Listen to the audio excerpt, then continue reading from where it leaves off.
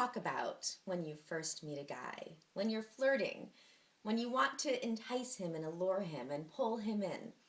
Well, first, be attentive and engaging. Pay attention to your body language.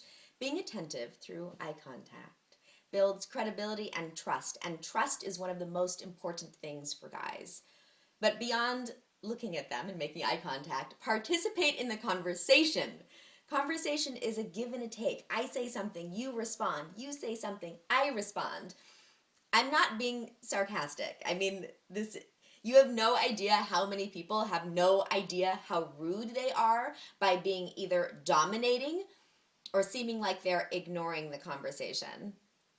It's not a pissing match when it comes to who has the more interesting story or more things to talk about or who's done this or bigger, better, and more. Engage in the conversation. How? Listen to what they say. Respond to what they say by asking a question or contributing your own thoughts to theirs. Share personal stories.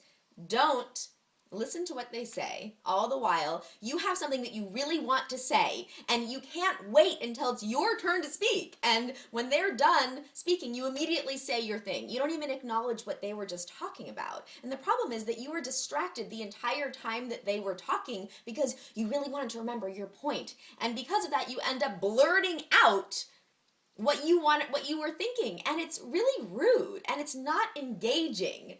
This is not about hearing yourself speak. The speaker can tell if you're paying attention or if you're just nodding your head and saying, interesting, yeah, okay. Now, listening doesn't mean that you can repeat everything I just said.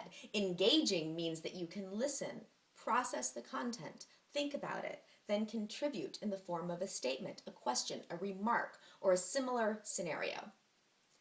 Don't talk about shopping, or how great you are, or how much you love cats.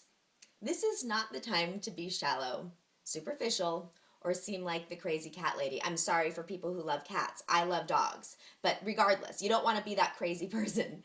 You also don't want to be a Debbie Downer. Even if you're having a bad day, life doesn't suck in general, okay? Be positive. No one wants to be brought down by talking to you. Now is not the time to vent about your horrible day or how much you hate your job. Be positive.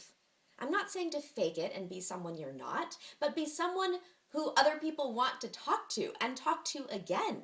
Be someone who brightens the evening, who makes this guy you're talking to feel special and good, and remember what a great time he had talking to you.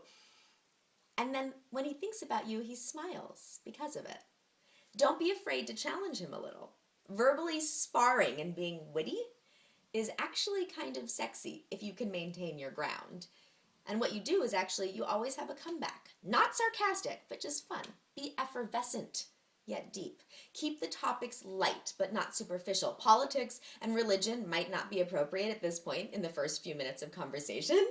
But how about travel? Where you've been, what you've seen, what you've experienced, insight that you've obtained from cultures and lifestyles that you've been exposed to. Show off a little. Now is the time to show off. If you have a particular knowledge about something, about a topic that he brings up, give just a taste of your insight, showing him that you have something to offer without making him feel like he's being schooled. Now, I say a taste of your insight. Don't go on and on about how amazing you are and better than everyone else. If you know something about wine or cocktails or food and you're at a bar or at a restaurant, throw in a couple of facts or insight. It's good, actually, to have those little things, to be that random knowledge person, because that shows that you're interesting. Make him feel interesting. That's another great trick. Put the spotlight on him and less on yourself. Yeah, let him shine. People want to feel interesting. If you make him feel that way, he's going to walk away thinking, wow, this was the best conversation I've ever had. Even if you were honestly bored to death, but you weren't showing it. On a date, the most important conversation to have, though, is substantive conversation. Conversation that reveals who he is so that you can see if you are a match, and also reveals who you are. More than that, you can get him to fall in love with you hard and deep and fast. I reveal those secrets in my products. So please subscribe right now if you want more dating tips. And if you like the video, please like it. I have so much more for you. So keep watching, go to my website, subscribe to my newsletter so that you can be the first to know about my products.